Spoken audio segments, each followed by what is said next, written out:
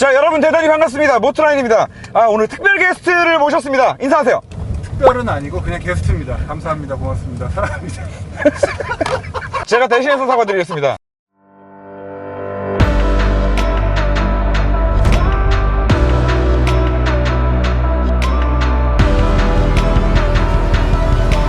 자, 여러분, S클래스 신형이 나왔는데 저희가 지난번에 580만 한번 리뷰를 했었죠. 580만 8기통 가솔린 플래그십. 그 녀석은 가격이 2억이 넘었어요. 2억 2천에다가 뒷바퀴 조향 10도짜리 들어가 있고 막 마일드 하이브리드 들어가 있고 완전 신형 엔진에 신형 파워트레인에 신형 쉐시에 그 진짜 뒷바퀴 조향 그거는 진짜 그런 차를 리뷰를 일단 한번 하고 그리고 나서 이제 보급형 S클래스, 보급형 S클래스. 자, 여러분, 굳이 580을 리뷰를 하고 나서 350D를 왜 또 리뷰를 하냐? 뭐 당연한 얘기지만 350D가 훨씬 더 많이 팔릴 거예요. 그 녀석에 비해서 무려 같은 차종인데 8천만 원이 싸. 8천만 원. 다시 말해서 580을 안 사고 350D를 산다 그러면 8천만 원으로 투아렉 3.0 디젤 한 대를 살 수 있는 가격이고, 자, 뭐 중고로 박스터를 한 대 더 살 수 있는 가격이에요. 8천만 원이란 돈은 그런 돈입니다. 자, 그렇게까지 가격 차이가 많이 나는 두 S클래스가 과연 얼마나 다르냐? 사실 얼마나 다를까, 뭐가 달라봤자 얼마나 다르겠어 라고 생각을 하고 탔는데 굉장히 다른 부분이 많습니다. 그래서 오늘 8천만 원이 더 비싼 580과 비교해서 어떤 부분이 다른지 오늘 한번 느껴보도록 하겠습니다. 원래 느껴보도록 하겠다. 아니요, 처음 해봤어요. 그치? 나도 갑자기 놀랐어. 저도 말하고 놀랐어요.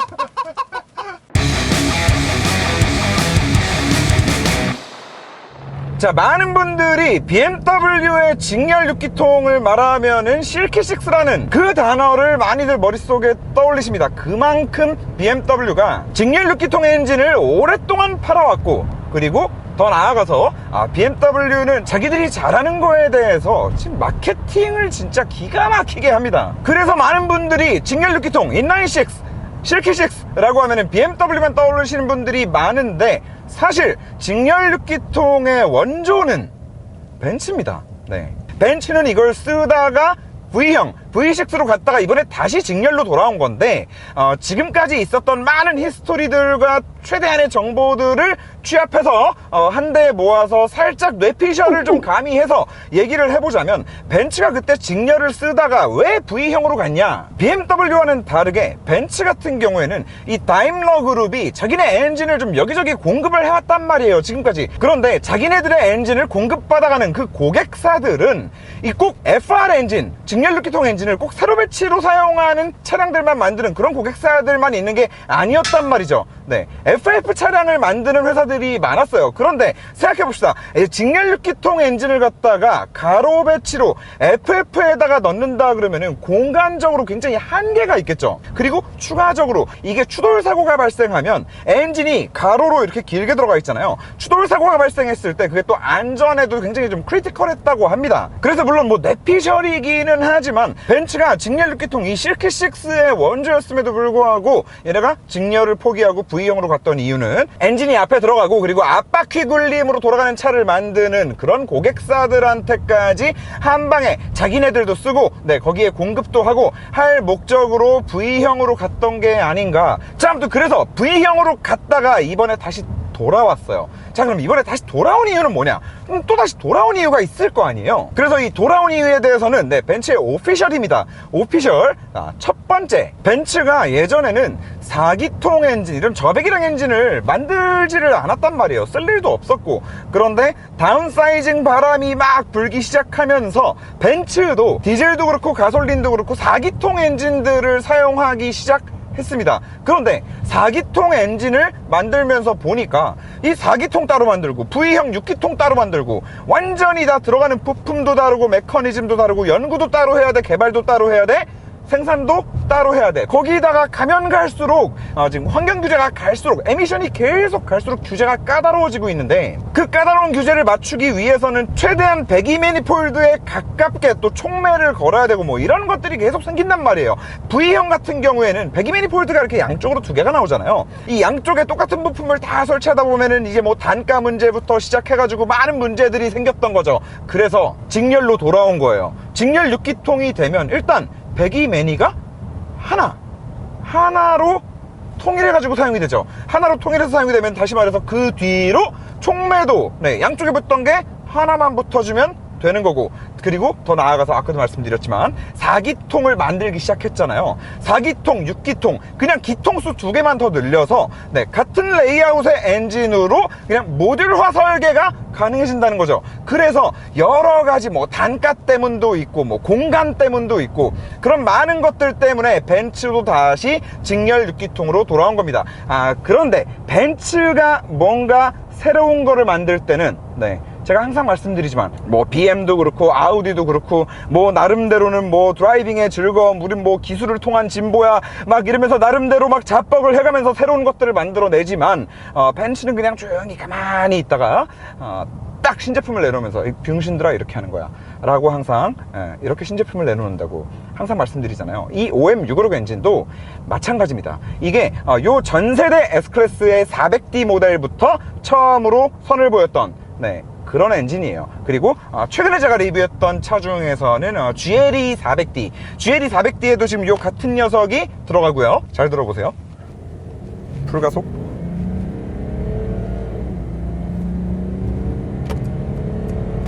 디젤차를 타고 조금이라도 악셀을 깊게 밟아보신 분들은 다 아실 거예요. 기본적으로 디젤 엔진이라는 거는 압축착화 방식을 이용해서 엔진을 구동하다 보니까 그 디젤차 특유의 노킹 소리, 그 가르륵거리는 좀 제가 맨날 좀 더럽다라고 표현드리는 그 디젤 엔진의 사운드가 고RPM으로 가면은 아무리 잘 만든 BMW 직렬 6기통 디젤 엔진이라 하더라도 차 안으로 들어올 수밖에 없습니다. 귀에 거슬릴 수밖에 없어요. 그리고 단지 진동과 소음만 거슬리는 게 아니라 이 엔진의 회전 질감이라고 하죠. 디젤차만 탈 때는 절대 모르는데 가솔린 차를 딱 타다가 디젤 6기통으로 딱 갈아탄다 라고 했을 때는 뭔가 이 RPM이 올라갈 때, 엔진이 돌고 있을 때 그 회전 질감도 사실 가솔린 엔진을 탈 때 아우 부드럽다 라는 그 맛을 6기통을 타면 느끼는, 차가 굉장히 부드럽게 나가네, 엔진이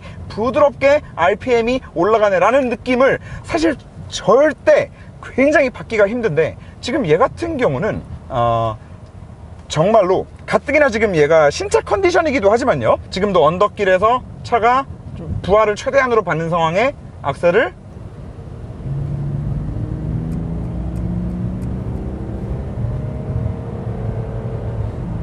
고RPM으로 아무리 올라가도 그 디젤차의 노킹 나는 소리, 진동 전혀 없고, 거기에 추가로 마치 가솔린 엔진을 타고 있는 것과 같은 말도 안 되는 부드러운 회전 질감까지 디젤 엔진을 가지고, 아이들링 상태에서 실내로 들어오는 진동과 소음도 정말 깜짝 놀랄 정도로 잘 억제되어 있는데, 솔직히 요즘에 BM 직렬 디젤 6기통 같은 경우도 아이들 상태에서는 상당히 조용하기 때문에 그거는 뭐 크게 이렇게 부각시켜서 말씀드리지는 않겠습니다. 어쨌든 달릴 때 진짜 이 디젤 엔진은 진가를 드러낸다.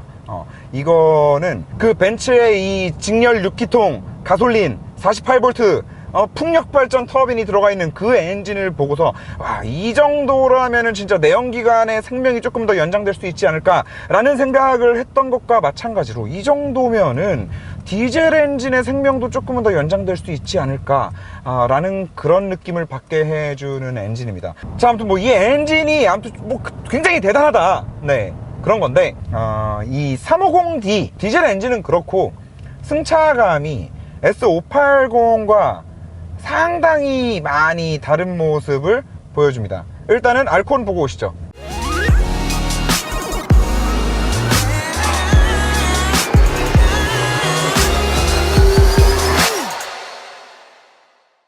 네, 이 승차감에 대해서 결론부터 말씀드리자면 벤츠가 이번에 S클래스를 만들면서 이 디젤과 가솔린의 차이를 둔 것 같지는 않아요. 제가 봤을 때는 이 숏바디와 롱바디의 특성을 고려해서 그에 맞는 세팅을 각각 한 게 아닐까, 그런 생각이 강하게 듭니다.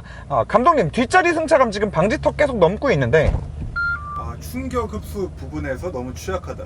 뜰 때, 떨어질 때 좀 어디가 충격이 좀 떨어질 때 다시 한번 그냥 툭 떨어지는 느낌. 턱.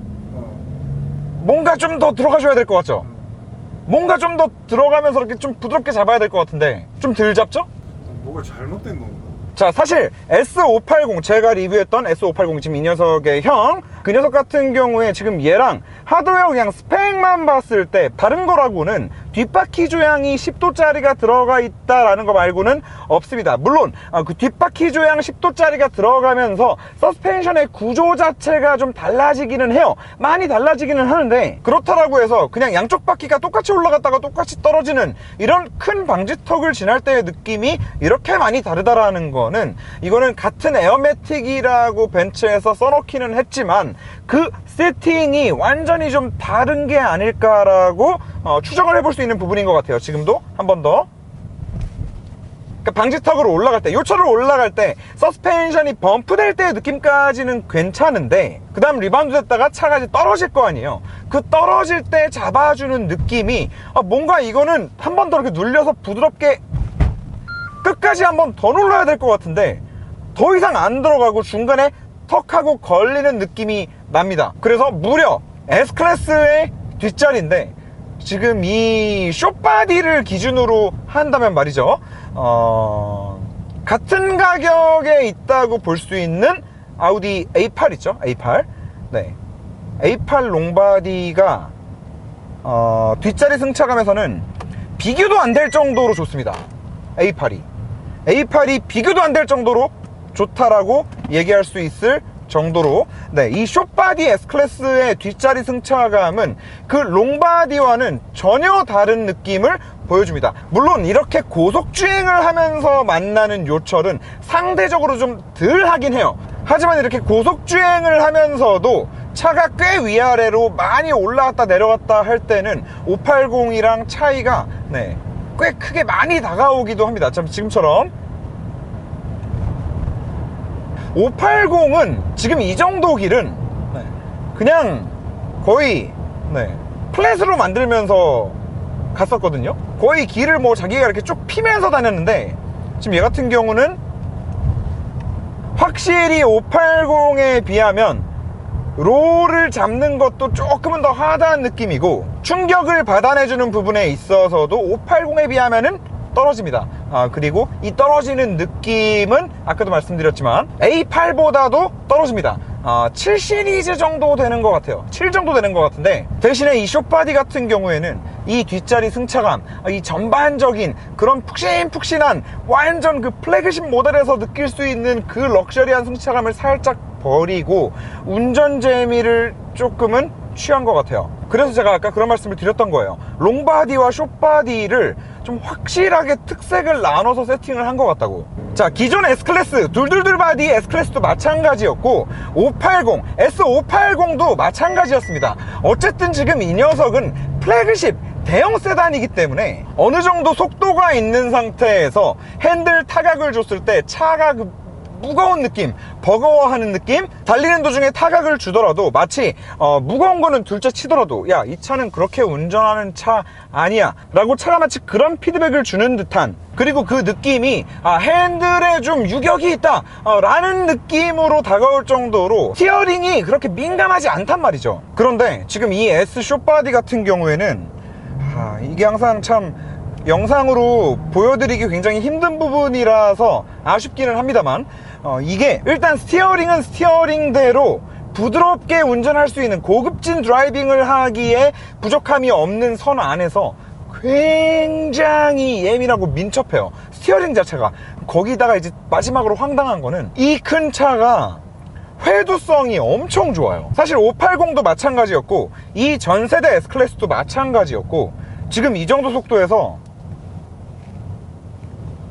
앞대가리가 이렇게 잘 꺾여서 내가 원하는 방향대로 바로바로 즉각적으로 피드백을 주면서 움직인다? 이런 느낌은 사실 없었거든요. 그리고 어느 정도 빠른 속도로 이런 고속도로 램프 구간을 나가다가도 많이 꺾여 있는 상태에서 여기서 한 번씩 더 타각을 줘도 그냥 감으면 감는 대로 그냥 다 들어와요. 그리고 지금 이 느낌은 고속도로에서 급차선 변경을 할 때도 충분히 느낄 수 있는, 그러니까 벤츠가 S클래스를 사는 사람들이 쇼바디를 살 때는 직접 운전을 하고 다닐 거 아니에요. 그러면 이게 마냥 고급스러운 데만 집중할 게 아니라 약간 어느 정도는 운전하는 사람이 운전을 좀 편안한 선에서, 고급진 선 안에서 좀 재미 요소도 있어야 된다라고 생각을 했던 게 아닌가라는 생각이 듭니다. 이게 왜냐면 580 롱바디랑 스티어링의 느낌, 이 피드백이 오는 게 너무 다르다 보니까 이전 S클래스 모델 같은 경우에는 롱바디고 숏바디고 이런 느낌을 절대 안 줬어요. 아까 같은 속도에서 핸들 타각을 딱딱딱 준다 그러면은 앞대가리가 싹싹싹 움직이는 게 아니라 막 차는 움직이려고 뒤뚱뒤뚱 거리기는 하고 스티어링은 움직이고 있는데 실제로 대가리가 돌아가지는 않아요. 우리 BMW M 타거나 아니면 M까지 갈 것도 없어. 3 시리즈 타시는 분들이 제일 좋아하는 게 이 회두성 좋은 거거든요, 사실. 그리고 이 회두성이 좋은 거를 얘기할 때 항상 빠지지 않고 나오는 게 뭐 무게 배분 5대5, 뭐 무게 중심이 낮아서 뭐 이런 얘기들이 나오는데 사실 S클래스에서 이런 핸들링을 보여준다는 것 자체가 너무 놀랍습니다. 그냥 대표적으로 E클래스 같은 경우에 고속에서 얘보다도 더 둔한 느낌이거든요. 그러니까 지금 현행으로 나오고 있는 E클래스보다도 더 핸들이 민첩한 느낌이고 거기에 회두성도 더 좋은 느낌이다. 실제로 그냥 핸들을 감았을 때 그냥 감기는 느낌, 차가 뒤뚱거리는 느낌만 나는 게 아니라 차가 바로 감겨요. 이 느낌이 되게 신기하고, 실제로 이 차를 숏바디니까 아무래도 직접 운전하고 다니시는 분들이 굉장히 많을 거잖아요. 직접 운전하고 다니시는 분들은 고속도로나 뭐 저속에서도 마찬가지고 이 스티어링을 줄 때마다 계속 이런 느낌, 이런 거동을 느끼면서 운전을 하실 수 있다라는 거는 굉장히 큰 메리트가 아닌가. 이 부분에 있어서는 7 시리즈나 A8도 지금 전혀 따라오지 못하는, 지금 S클래스 숏바디에서만 느낄 수 있는 좀 그런 독특한 느낌이 아닐까라는 생각이 좀 듭니다. 글쎄 모르겠어요. 이게 한편으로 생각하면은 그렇게 생각을 하실 수도 있을 것 같습니다. 야, 그래도 플래그십이고 그래도 S클래스면 무조건 물컹물컹 고급스러운 그런 뭐 롱바디 같은 그런 승차감이 우선 아니야? 라고 생각하실 수도 있을 것 같은데, 제 기준에서는 사실 이번 S클래스 디자인 감독님 되게 영해지지 않았나요? 영해졌어. 그쵸? 이제 이 차 그냥 저희 나이 때 정도가 타고 다녀도 그렇게 운전기사 느낌이 이제 안 날 것 같지 않아요? 아무튼 디자인이 지금 가면 갈수록 계속 영해지고 있잖아요. 그리고 또 지금 제가 웬만하면 리뷰하면서 그 시청자분들께서 협찬해주신 이 차량의 컬러를 얘기를 잘 안 하는데, 아무튼 이 그린은 원래 자동차에 들어가는 그린은 그 랜드로버나 미니에서 사용하는 그 브리티시 그린이 최고다라고 생각을 하고 있었는데, 이 그린 진짜 오묘하게 굉장히 고급스럽게 예쁜 것 같아요.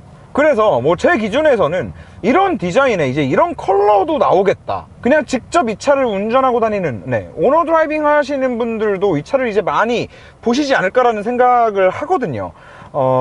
그런 차원에서 봤을 때 저는 이 숏바디의 승차감을 뒷자리를 좀 저렇게 좀 더럽게 버리고 이런 스티어링의 느낌과 약간의 이 S클래스인데도 불구하고 스티어링의 재미, 운전의 재미를 좀 줬다. 그리고 이 경제성과 조용함, 뭐 여러 가지로 뭐 토크, 많은 장점들을 좀 한데 어우르고 있는 이 엔진과 함께 버무려서 가격 1억 4천, 굉장히 좋은 선택이 되지 않을까. 오너 드라이빙 하시는 분들, 세단을 구매하신다라고 했을 때 그런 생각이 계속해서 듭니다. 감독님, 뒷자리 고속도로에서는 좀 어떤 것 같아요? 근데 나 솔직히 뒷자리 너무 실망스러워. 전체적으로 너무 실망스럽다. 뒷자리는 이거는 진짜 무적 슈퍼 드리븐용이라고 혹시라도 그거까지 감안하고 사시는 분들한테는 완전 비추. 이건 저도 100% 동의해요. 지금 그냥 운전석에서 느끼는데도 뒤에가 떨어질 때 텅 하고 떨어지는 게 계속 느껴지거든. 뒷자리에 사람이 자주 탈 일이 있다, 라고 하면은 모르겠어요. 지금 디젤도 롱바디가 나오는지는 모르겠습니다. 네, 혹시라도 뭐 디젤도 롱바디가 나온다면 롱바디 숏바디를 반드시 좀, 네, 이게 단순히 실내 사이즈만 다른 게 아닌 것 같습니다. 지금 네, 승차감 차이가 많이 납니다. 그리고 통풍 없는 것까지는 이해하겠는데, 뒤에 통풍 없나요 지금? 통풍 없고, 그리고 전동 그 시트 아니고 한 군데도 전동으로 움직일 수 있는 게 없고, 시트 모양도 580하고 완전 다르고, 최악이다. 2열은. 중요한 건 아닌데 앰비언트도 졸라 실망스러워. 요 앰비언트 보면 이 발광하는 요 막대기 같은 게 이게 이번에 저기 수족관 스타일이에요. 수족관 스타일. 이게 너무 싸구려 같아. 뒤에도. 저는 이번 세대끼리 굳이 비교를 한다면 앰비언트는 A8 승. 네, 그래서 감독님 말씀을 그럼 한마디로 좀 정리하면 뭐 전체적으로 시트의 높이나 이런 것들은 어때요? 높이는 확실히 진짜 높아진 거야. 높이도 좀 높아진 것 같아요? 높아졌고. 뒷자리는 그냥 얘기도 안 했으면 좋겠어. 아무한테도. 자, 여러분, S350D 이런 차입니다.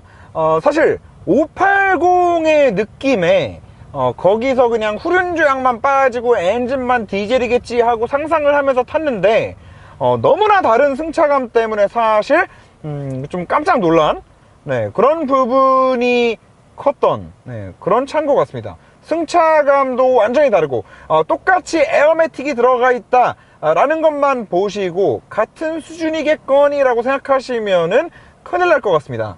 대신에 제 기준에서는 이거는 오너 드리븐용으로 구매하셨을 때 장점이 될 수도 있는 부분인 것 같다. 580 같은 경우에는 물론 그냥 고급스러운 맛을 느끼면서 천천히 다니는 그 맛을 느끼면서 그냥 운전하는 방법도 있기는 하지만, 그래도 이왕 이런 S클래스의 좀 이런 젊어진 디자인을 직접 운전하고 좀 노래도 좀 들으면서 펀 드라이빙을 하고 싶다라고 했을 때 S580이나 이전 세대 S클래스 같은 경우에는 기본적으로 얘가 가지고 있는 이 덩치랑 무게 때문에 뭐 딱히 할 수 있는 게 거의 없는, 급격한 스티어링을 줬을 때 차가 같이 빠르게 반응해주고 움직여준다라는 거는 사실 거의 기대할 수 없는, 심지어 S63 AMG도 마찬가지였거든요. S63 AMG 저 진짜 처음에 되게 기대하고 탔거든요.